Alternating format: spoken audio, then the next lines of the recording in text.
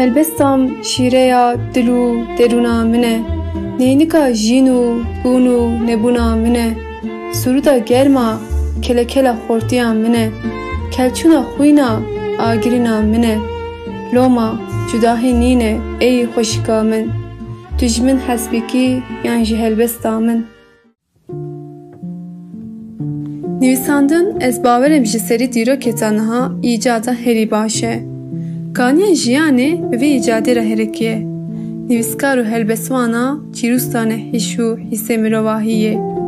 Bi taybetî helbest wek gotinên ahengdarê ji bo jiyanê. Loma helbestwan dengên yê ciwatên xwe bi yê dinyayê ne. Nav miletên Kurdan jî helbestwanekî wisa heye. Ew helbestwan Abdullah Pêşev e.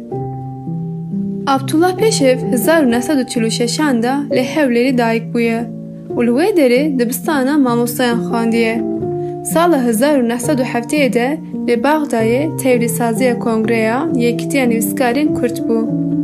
1973 da çû Yekîtiya Sovyetan berê û 1907 nihan da mijara pedagojiyê lîsansa bilind xwand.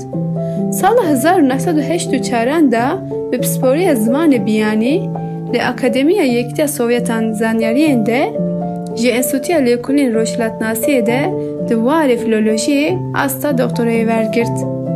25 salên dî li Trablusa Libyayê zanîngeha El Fatî profesorî kir. 1995 ve li Fînlandê jiyana xwe derbas dike. Heta 1997 jî penaper bû. Helbesta xwe yekem 1966 da, koleksiyona xwe yekem jî 1967 da veşand. Ji hingê we 8 koleksiyon veşandiye. Ya dawî sala 2001 bi navê Berev Zerdeper li Swêdê da veşand. Zimanên İngilîzî û Rûsî bi astek bilind dizane. Benjamin Walt Whitman û Alexander Pushkin bergerandiya Kurdî. Abdullah Pêşev sala 2004 da jî me Kurdan şanas kiriye û bûye berbijêra Nobelê. Ji bo edebiyata Kurdiya modern Abdullah Pêşev helbestwanekî mezin e. Zülkuf Ergun helbestên Pêşev ji lehça Soranî bergerandiya lehça Kurmancî. O pêşgotinê Pirtûkê da ji bo Pêşev wisa dibêje. Helbestên Pêşev ji ku mirov dikare lêber wî dengê bigirî, sîz bibe, bicoşe, hawar bike, xewnan bibîne û kêm caran be jî bibişêre. û berdewam dike. Bêguman Pêşev ji bo bigêje wê astê ne tenê nav gol û rûbar û bîrên zimanê Kurdî de ev jî nekiriye.